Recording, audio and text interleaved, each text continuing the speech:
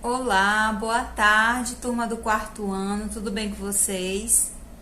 Que bom! Hoje, sexta-feira, nós vamos dar continuidade à nossa aula de História, certo? E hoje nós iremos falar sobre as revoltas. Nós vamos entender que revoltas foram essas, certo? O que ocasionou para que acontecessem tantas reviravoltas no Brasil, tá bom? E aí eu convido vocês a pegarem um livro de vocês e abrirem lá na página 126, para que nós possamos dar início à nossa aula de história. Vamos lá? As revoltas, tá? No período da exploração das minas de ouro, ocorreram muitas revoltas. Essas revoltas marcaram a história. Umas pela violência e outras pela formação dos ideais da independência, que aconteceram alguns anos mais tarde. Então, na aula passada, nós estudamos um pouquinho sobre a questão do ciclo do ouro, né?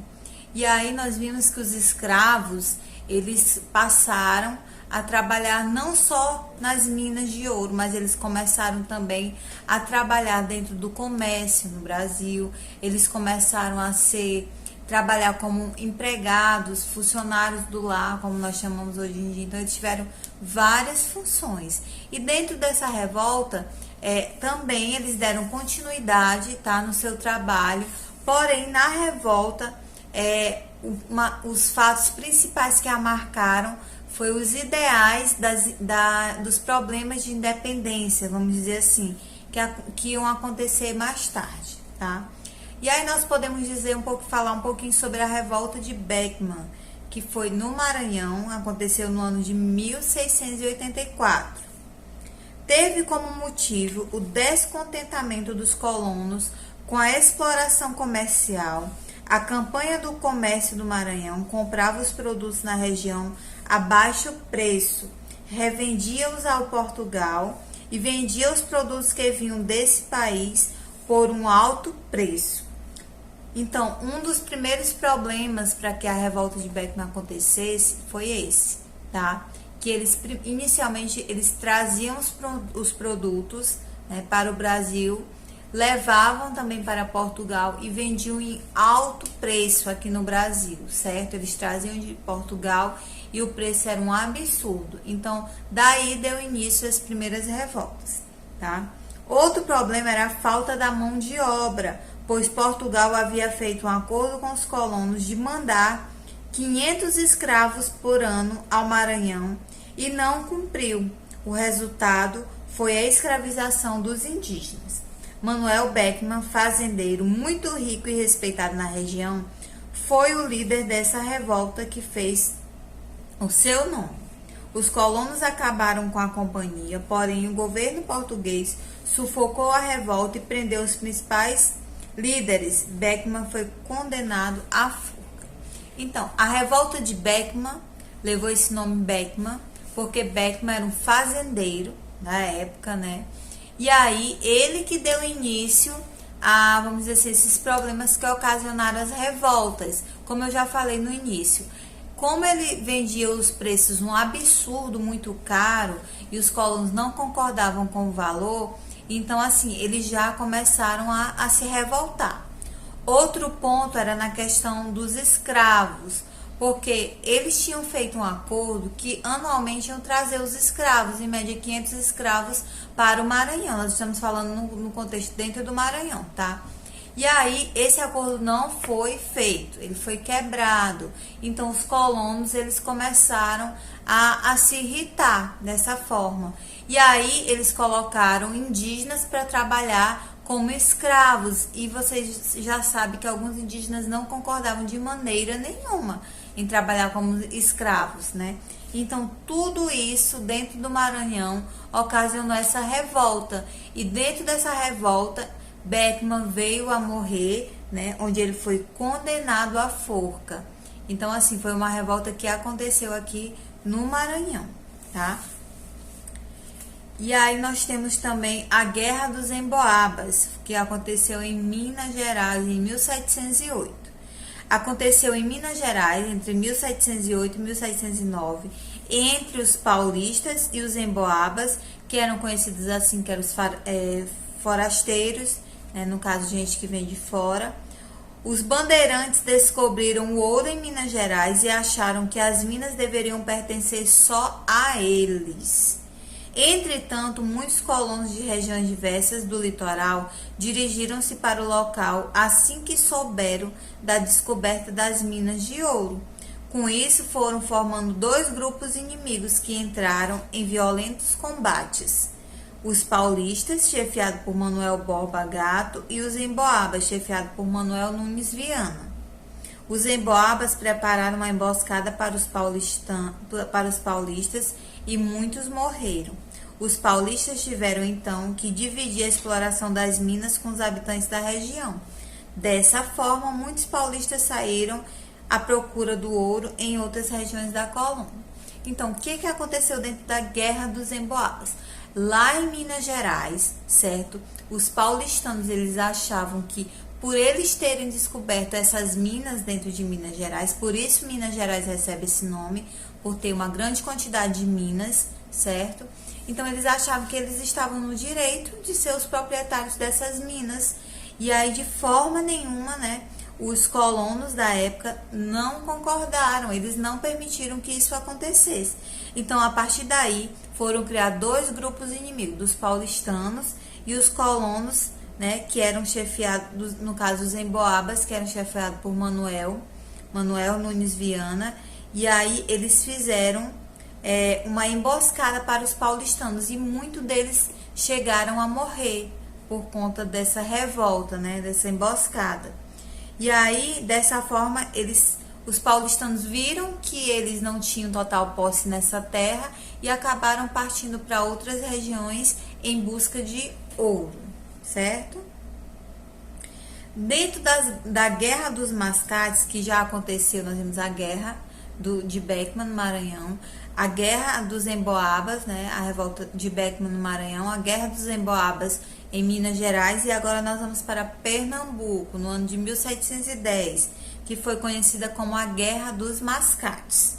Em Pernambuco, a expulsão dos holandeses e a consequente crise da economia açucareira havia lançado a aristocracia rural da vila pernambucana de Olinda em dificuldades econômicas, ainda que mantendo seu poder político. Mesmo o Recife se tornando o centro econômico de Pernambuco, ele ainda era submetido ao poder da aristocracia olindense. A emancipação de Recife, por conta do seu enriquecimento pelo comércio e pelo empréstimo aos aristocratas bancados pelos comerciantes recifienses, apelidados de mascates, gerou revolta nos olindenses, dando início à Guerra dos Mascates. O governo português, por meio do governador nomeado Félix José Machado, pôs fim ao conflito, mantendo a independência de Recife e tornando-a no ano de 1711 a capital de Pernambuco no lugar de Olinda, certo? Então, essa Guerra dos Mascates que aconteceu em Pernambuco foi por conta da grande quantidade de açúcar que eles perceberam que eles não conseguiam mais transportar para outros países. Sim, dentro da Guerra dos Mascates, Recife, ela era o centro do comércio. Em especial, nós vimos nas aulas anteriores que devido à grande quantidade de açúcar que estava sendo produzida, especialmente em Pernambuco, em Recife, eles viram que eles poderiam ser independentes, eles não iam mais ficar dependendo de Portugal, de Holanda. Então eles queriam fazer seu próprio açúcar, né, para que eles pudessem enviar para outros países. O que aconteceu? Eles fizeram uma emancipação. Então, com a expulsão dos holandeses, então Pernambuco ela se tornou o principal centro açucareiro do Brasil, né? Eles passaram a ser independentes, eles não ficaram mais precisando dos holandeses, né? E aí eles não queriam mais a participação dos holandeses no Brasil, eles queriam se tornar independentes e vender o seu açúcar, certo? E aí, o que aconteceu? Pernambuco, ele se tornou o principal centro de açucareiro do Brasil, né? Por conta disso, por ele estar produzindo seu açúcar. E aí, o que aconteceu? Isso gerou uma grande revolta, tá? Para os bancários de Recife, para as pessoas que tinham as maiores condições. Por quê? Porque eles perceberam que o valor do açúcar ele foi muito alterado. Então, a cobrança de impostos aumentou bastante com tudo isso. E aí, inclusive, né, eles apelidaram os comerciantes de Olinda de mascates, porque a partir daí deu início a essa guerra, chamada Guerra dos Mascates. Porém, nós tivemos aí o governador Félix José Machado, que era um governador lá de Portugal, melhor, e aí ele pôs um fim nessa guerra, no qual ele conseguiu tornar Recife independente e foi no ano de 1711, Recife se tornou a capital de Pernambuco, não mais Olinda como era inicialmente, tá? E aí nós temos aí a revolta de Filipe dos Santos, em Minas Gerais, no ano de 1720. Ocorreu em 1720 em Vila Rica, atual cidade do Ouro Preto, no estado de Minas Gerais. Em 1720, as autoridades portuguesas proibiram a circulação de ouro em pó em todas as regiões de mineração. O minério só podia ser negociado depois de fundido, depois de estar pronto, né? Selado e quitado, descontado em quinto, que é o seu peso, para o pagamento de imposto à coroa, nas casas de fundição. Então, tinham casas, chamadas casas de fundições, onde eles pegavam o ouro, fundiam o ouro, preparavam todo o ouro para poder pesar. O ouro em pó valia bem mais, certo? Era o valor que eles preferiam estar vendendo, tá fazendo as trocas também. E aí os mineiros chefiados por Filipe dos Santos revoltaram as casas de fundição e diminuísse os impostos, tá? Aí vocês podem observar aí, ó, a imagem, né, que foi o julgamento de Filipe dos Santos. Por quê? No qual Filipe dos Santos, né, ele deu o primeiro passo para que colocasse fim aos impostos e também tivessem direitos às casas de fundições para que o ouro fosse vendido corretamente. Conde de Assumar, nome de Dom Pedro Miguel de Almeida, Portugal, de enfrentar os revoltosos, negociou algumas propostas, procurando as prisões. Seu principal líder, o português Filipe dos Santos, foi condenado à morte, enforcado e esquartejado. Então, como ele estava à frente, né, Filipe dos Santos, ele simplesmente foi morto, como várias pessoas que foram mortas na época, né, tentando diminuir esse alto imposto, mas eles foram espertos também, né? Eles fizeram um acordo, depois desse acordo eles perceberam que eles poderiam seguir em frente e acabou tendo a morte de Filipe dos Santos, por isso essa revolta levou esse nome, certo? E aí nós temos a Inconfidência Mineira, em Minas Gerais, em 1789. Ocorreu em 1789, em Vila Rica, atual Ouro Preto, em Minas Gerais, e tinha como objetivo principal a independência dessa capitania. Algumas pessoas achavam que era preciso acabar de vez por todas com a exploração portuguesa e que seria melhor ter um governo próprio que não obedecesse às ordens de Portugal. Reuniram-se em segredo para elaborar um plano para libertar Minas Gerais do domínio português e estabelecer uma república de capitania. Os inconfidentes eram pessoas ricas e instruídas, mas haviam entre eles pessoas que não tinham muitas posses, como Joaquim José da Silva Xavier, chamado de Tiradentes. Joaquim Silveiro dos Reis, componente do grupo, traiu seus companheiros e denunciou-os ao governo de Minas Gerais, Visconde de Barbacena. A derrame, que era chamada a cobrança dos impostos atrasados, foi suspensa. Os inconfidentes presos, Tiradentes, chefe do movimento, foi condenado à morte e no dia 21 de abril de 1792 foi enforcado e esquartejado e as partes do seu corpo foram colocadas em postes ao longo do caminho do Rio de Janeiro para Minas em Vila Rica. Como exemplo para que não houvesse mais nenhum movimento de revolta contra os portugueses. Então, a Inconfidência Mineira, né, que aconteceu em 1789, o que aconteceu? Ela tinha como objetivo a independência de Minas Gerais. Minas Gerais ela não queria mais depender do governo português. Então, tinha uma pessoa, né, que vocês conhecem, acredito que vocês já ouviram que tem até o feriado de Tiradentes, né, dia 21 de abril, dia feriado de Tiradentes, no qual ele é conhecido como Joaquim José da Silva Xavier Tiradentes, que não é aquele que tira o dente. Sim, ele também foi dentista, tá?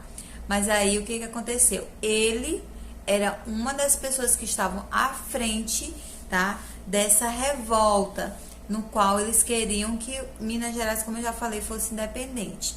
E aí Tiradentes estava à frente para que diminuísse os impostos, para que não houvesse mais tanta cobrança de impostos e para que Minas Gerais se tornasse independente. Então eles começaram as guerras entre eles. Porém, quando eles estavam planejando tudo isso com Tiradentes, Tiradentes tinha um primo, né, chamado de Joaquim Silvério dos Reis, que era parente dele, né? E aí, nessa reunião que eles estavam fazendo, para que eles pudessem pôr em prática o plano de Minas Gerais se tornar independente, Joaquim, o primo dele, né, de Tiradentes, primo dele, Joaquim Silveiro, foi até os portugueses, disse tudo o que estava acontecendo para eles, né? Foi levar a conversa até eles e acabou que os portugueses se organizaram, planejaram também para que pudesse haver esse conflito, né? Para que eles pudessem chegar primeiro do que a tropa de Tiradentes.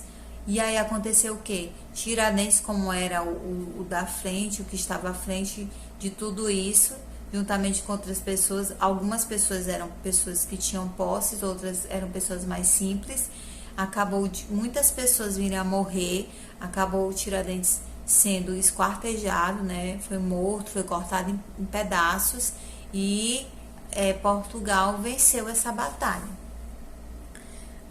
Aí nós temos a imagem aí da atual bandeira de Minas Gerais, é baseada na bandeira que seria adotada após a Inconfidência Mineira e a independência do Brasil. Ela carrega o lema dos Inconfidentes, do latim, quer dizer liberdade, ainda que tardia.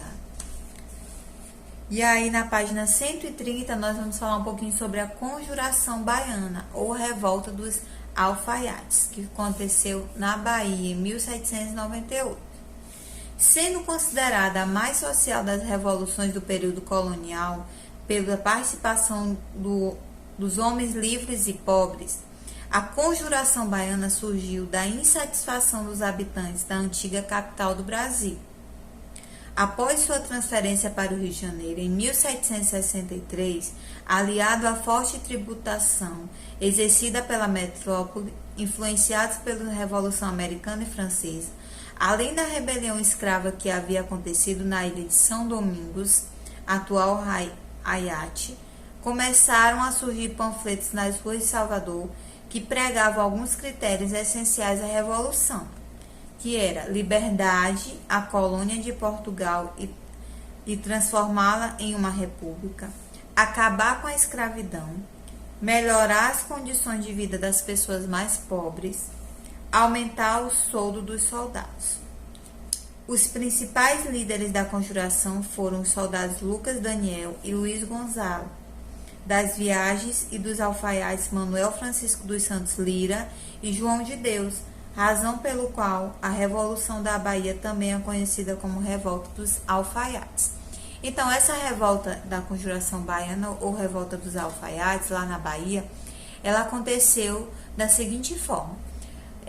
Várias pessoas, né, no nosso Brasil, pessoas de classes mais baixas, classes bem medianas, né, vamos dizer assim, eles começaram a se revoltar, porque nós já estamos no ano de 1698, e os portugueses eles continuaram dominando todo o Brasil, mas aí nós já tínhamos passado mais de 200 anos, né, que o Brasil tinha sido descoberto. Então, assim, o Brasil ele já queria ser um país independente. Os estados, a Bahia, Minas Gerais, eles queriam ter essa independência também, não queriam ficar todo o tempo sendo governado por Portugal. E aí eles começaram essa conjuração, né, conhecida como Conjuração Baiana, que tinha o objetivo de libertar a colônia de Portugal, acabar com a escravidão, melhorar as condições das pessoas mais pobres, aumentar o salário dos soldados, porque tinham soldados que eles buscavam melhoria também, né? Eles eram a favor dos mais necessitados, mesmo trabalhando para os portugueses, para a rei portuguesa, mas eles queriam também ganhar um pouco melhor, principalmente porque eles viam o tamanho da cobrança de impostos que era feita. E aí nós tivemos esses soldados, tá? Que foi o Lucas Daniel e o Luiz Gonzaga, Manuel Faustino de Lira e João de Deus, que eles estavam à frente dessa revolução em busca desses ideais, tá? Mais uma vez, um traidor contou ao governador a hora e dia e local que iria se realizar a reunião, e a revolta foi descoberta. Muitos revoltosos conseguiram fugir, outros foram expulsos do país e 4 foram condenados à morte. As autoridades portuguesas aplicaram penas mais duras nos membros mais pobres do movimento, enquanto penas mais brandas nos membros mais ricos. Os 4 líderes citados acima foram condenados à morte. Então, da mesma forma que aconteceu com Tiradentes, aconteceu também com a Conjuração Baiana. Enquanto o grupo se reunia para fazer um ataque, né, à corte portuguesa, um dos membros que estavam lá nas reuniões foi contar para a corte portuguesa o que estava sendo planejado.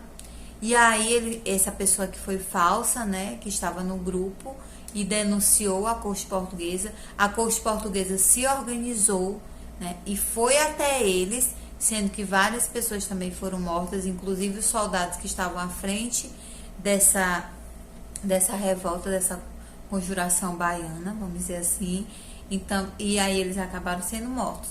As pessoas mais pobres, infelizmente, levaram duras penas, né?